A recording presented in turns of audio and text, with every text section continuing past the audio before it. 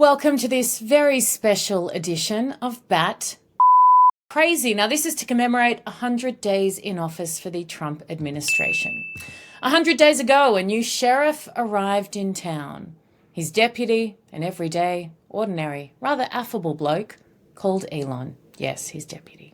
And together, along with a fairly motley crew of others, including J.D. Vance, RFK Jr. and Pam Bondi, have set a new bar for how to hit the road running. No previous administration has ever done as much, as quickly, and of value as this Trump 2.0. And no, I can hear you, yes, the haters, the minority, but the haters. That doesn't mean he or they are perfect. In fact, far from it. But you cannot argue that this is as great an example in history of promises made equaling promises kept that we've seen. So from far, far away in good old down under, Australia, here's my take on the top 10 moments since Trump took office. And let's count down, shall we? Coming in at number 10 to kick us off, the dismantling of the woke, biased, fake media machine that, despite telling lie after lie after lie after lie, and you get the point, dominated all the official space in the White House, the Pentagon and the like. Enter a new look press pack featuring bloggers, YouTubers, podcasters, and I think, but I'm not certain, even some people who sometimes tell the truth. Millions of Americans, especially young people, have turned from traditional television outlets and newspapers to consume their news from podcasts, blogs, social media, and other independent outlets. It's essential to our team that we share President Trump's message everywhere and adapt this White House to the new media landscape in 2025. So it's why our team will work diligently to restore the press passes of the 440 journalists whose passes were wrongly revoked by the previous administration. We're also opening up this briefing room to new media voices who produce news-related content and whose outlet is not already represented by one of the seats in this room. This White House has received more than 10,000 submissions from individuals across the country who are eager to join all of you. We might have to make this room a little bit bigger to do that, who want to participate in our new media seat at a future briefing. So in this seat today, we have the Ruthless podcast. So here in our new media seat today, we have Chris Pavlovsky, an entrepreneur who has a strong passion for protecting freedom of speech. Chris started the video sharing platform Rumble in 2013. We do have somebody in our new media seat today. We have John Stoll, who is the head of news at X. As you all know, his name is Tim Pool. He's a political commentator and a media entrepreneur with millions of followers, a very big platform. Currently hosts Timcast IRL. In our new media seat today is Mark Halperin, the co-founder and editor-in-chief of Two Way. Who would have thought? In ninth place, the State of the Union address. Not just for the stirring speech and the powerful emotional moments. It's called the Laken-Riley Act. So Allison and Lauren, America will never, ever forget our beautiful Laken Hope Riley. The media and our friends in the Democrat Party kept saying we needed new legislation. We must have legislation to secure the border. But it turned out that all we really needed was a new president.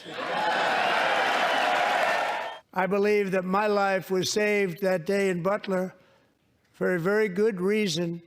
I was saved by God to make America great again. I believe that. Tonight, I am pleased to announce that we have just apprehended the top terrorist responsible for that atrocity. Joining us in the gallery tonight is a young man who truly loves our police. His name is DJ Daniel. He is 13 years old, and he has always dreamed of becoming a police officer.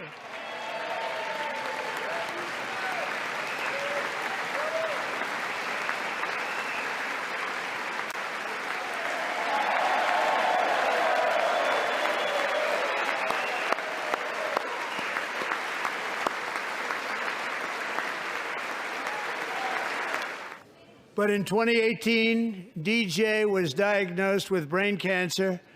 The doctors gave him 5 months at most to live. That was more than 6 years ago.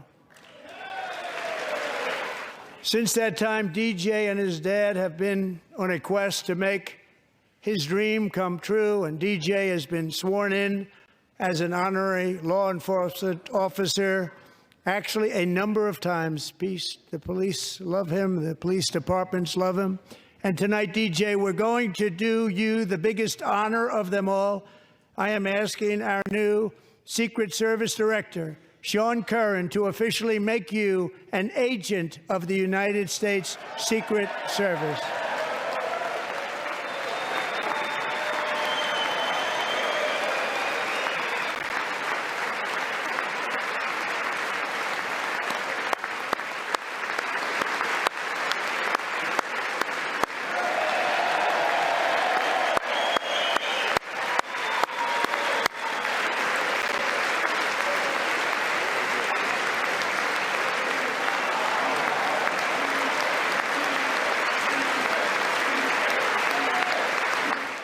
But almost just as importantly, for helping to expose the rot inside the Democratic Party, allowing the world to see them for who they really are, people who won't stand or clap for a kid with terminal cancer.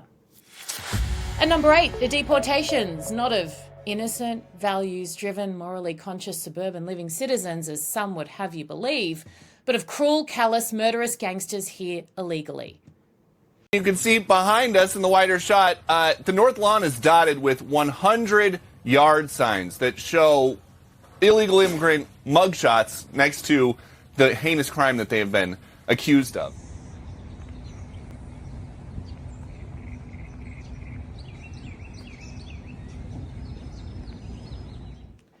And included in this, of course, the process of halting more coming in. Record low border crossings.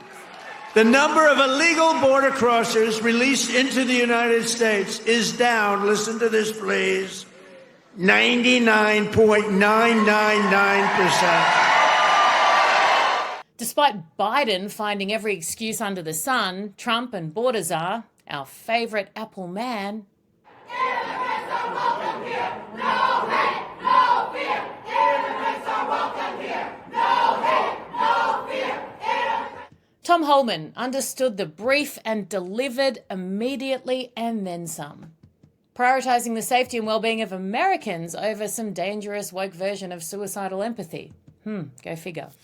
7th on the list, the president of El Salvador, and Trump and Stephen Miller and co. completely annihilating the press to their face and in real time.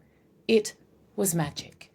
A bunch of journalists, mind you, more concerned with the plight of an alleged wife-beater and gangster than anything or anyone else. Actually, what you're doing with the border is remarkable. It has dropped, 95%? It's incredible. As of this morning, 99%, 99.1% to be exact. Why are those numbers not in the media? Well, they get out with the fake news, like CNN over here doesn't want to put them out because they don't like putting out good numbers. They only like putting out because I think they hate our country, actually. Let's hear the question from this very low-rated anchor at CB. Thank you, President. Do you plan to ask President Khalil to help return the man who your administration says was mistakenly deported? The man who was mistakenly deported to El Salvador? Well, let me ask Pam, would you answer that question? Sure, President. First and foremost, he was illegally in our country. He had been illegally in our country. And in 2019, 2 courts, an immigration court and an appellate immigration court, ruled that he was a member of MS-13. So we had a deportation order that was valid, which meant that under our law, he's not even allowed to be present in the United States and had to be returned because of the foreign terrorist designation. This issue was then, by a district court judge, completely inverted, and a district court judge tried to tell the administration that they had to kidnap a citizen of El Salvador and fly him back here. That issue was raised to the Supreme Court, and the Supreme Court said the district court order was unlawful, and its main components were reversed 9-0 unanimously, stating clearly that neither Secretary of State nor the President could be compelled by anybody to forcibly retrieve a citizen of El Salvador from El Salvador, who again is a member of MS-13, which, as I'm sure you understand, rapes little girls, murders women, murders children, is engaged in the most barbaric activities in the world, and I can promise you, if he was your neighbor, you would move right away. And no court in the United States has a right to conduct the foreign policy of the United States. It's that simple. End of story. Well, Mr. President, you said that if the Supreme Court said someone needed to be returned, that you would abide by that. You said that on Air Force One just a few days ago. And they said that it must be facilitated. Why don't you just say, isn't it wonderful that we're keeping criminals out of our country? Why can't you just say that? Why do you go over and over? And that's why nobody watches you anymore. You know, you have no credibility. Please go ahead. They got schooled. Well and truly. At number 6, the defunding of DEI. The ridiculous programs that did absolutely nothing to improve diversity, equity and inclusion, but only served to weaken the US and all who look to succeed within it. Topping that, of course, the Defence Force under Secretary Hegseth, a return to focus on lethality for the military. What a novel approach. Halfway in at number 5, the return of hostages, both American and others. Trump's administration promised relatives as well as the American people that they would, and they did.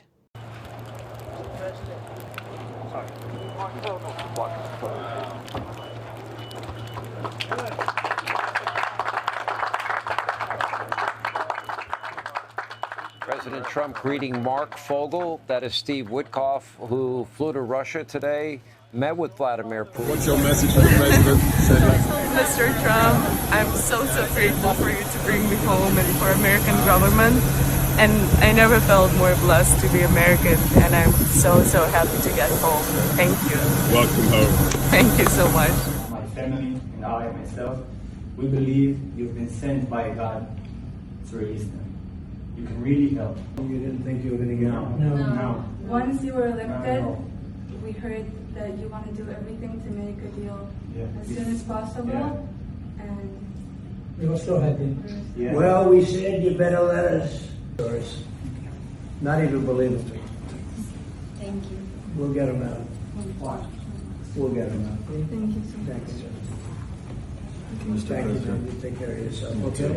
All the best. Thank you. You got a good future. Telling you. At number 4, the creation of DOGE. Again, not just because it's exposing and eradicating billions of dollars in waste and fraud, but because of this. Nobody voted for Elon Musk. We're here today because an unelected billionaire and his team have been given full and unfettered access to our taxpayer money. We have got to tell Elon Musk, nobody elected your ass. We are here to fight back. Hands off our democracy! Hands off! Elon Musk, where are you? Bring your ass over here. Because we got some real fighting to do. This will be a congressional fight, a constitutional fight, a legal fight, and on days like this, a street fight. Yes, we will stand. We have to fight this in the streets. I am going to stand with you in this fight, and we will win. Elon Musk.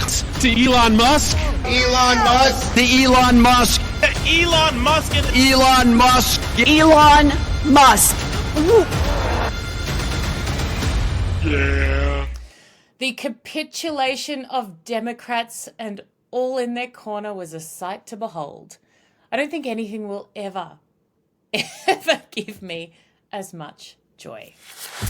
Coming in at number 3, the FAFO, the F around find out, of Hamas-loving, terrorist-worshipping, American-hating Columbia graduate Mahmoud Khalil.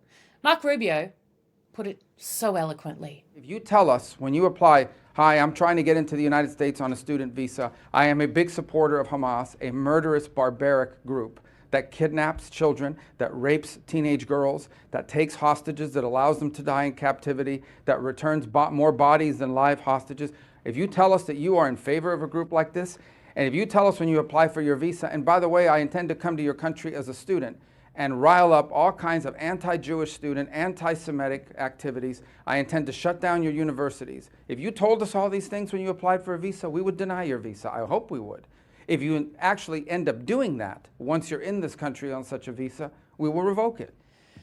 Now, there's still a process to play out, but even just from a messaging perspective, the line was drawn in the sand. You cannot come into America and support those trying to destroy it. It is not free speech. End of story. Now, runner-up, in second place, the major tariff announcements that put the world on notice. The US is not there to be used and abused anymore. Yes, noses were bent out of joint, but a lot of the right noses. We're not talking about something that we have to go out of our way. They have ships that are loaded up with stuff, much of which, not all of it, but much of which we don't need. And we have to make a fair deal. We've been ripped off by every country in the world, but China, I would say, is the leading one, the leading candidate for the chief ripper offer. There has never been. The Chinese Communist Party has been using American weakness to build strength in order to destroy America. And no one seems to have cared thus far. They weren't even hiding it. It was in plain sight. Make that make sense. It doesn't. And finally, drum roll, please. The number one moment in the first 100 days is this. This is an executive order relating to the use of paper straws. As you've consistently identified, nobody really likes paper straws. Number one trending. Can you believe it? A paper straw was number one trending for 3 days or something. The environmental impact of plastic straws versus paper straws is entirely unclear. This has cost both the government and private industry an absolute ton of money and left consumers all over the country wildly dissatisfied with their straws. We're going back to plastic straws. These things don't work. I've had them many times, and on occasion they break. They explode. If something's hot, they don't last very long, like a matter of minutes, sometimes a matter of seconds. It's a ridiculous situation. Trump's signing of an executive order to end the push of paper straws was magnificent. And yes, this might seem to some a little silly or inconsequential for number one, given we are talking about the most powerful man in the world in charge of the most powerful nation during a time of increasing uncertainty, hostility, and geopolitical instability. But you clearly have not tried to drink a Diet Coke out of a rolled up piece of paper. There's almost nothing worse. So to Trump and his posse, thank you. I can't wait to see what the next 100 days might bring. And if any of you happen to stumble across this, any of you in power, might I suggest you look at allowing some of these goats into the White House press pack? These ones. I am going to stand with you in this fight. Elon Musk. To Elon Musk. Elon Musk. The Elon Musk. Elon Musk. Elon Musk. They'd be more entertaining, probably tell less lies, and without doubt, they would make more sense.